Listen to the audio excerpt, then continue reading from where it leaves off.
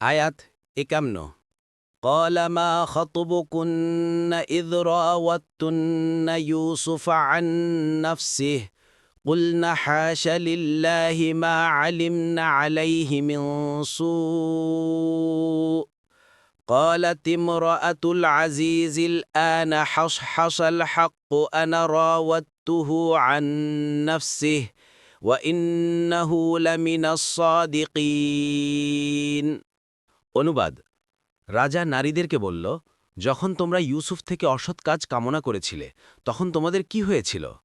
তারা বলল, অদ্ভুত আল্লাহর মাহাত্ম্য, আমরা তার মধ্যে কোনো দোষ দেখিনি। আজিজের স্ত্রী বলল, এতদিনে সত্য প্রকাশ হল, আমি তাকে প্ররোচনা দিয়েছিলাম, আর সে তো অবশ্যই সত্যবাদীদের অন্তর্ভুক্ত। আয়াত ৫২ ذلك ليعلم أني لم أخنه بالغيب وأن الله لا يهدي كيد الخائنين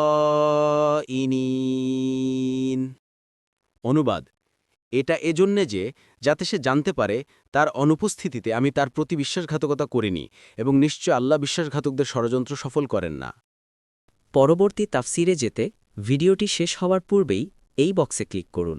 ভয়েস বা উচ্চারণে অনিচ্ছাকৃত ত্রুটি ক্ষমাসুন্দর দৃষ্টিতে দেখবেন ইনশাআল্লাহ।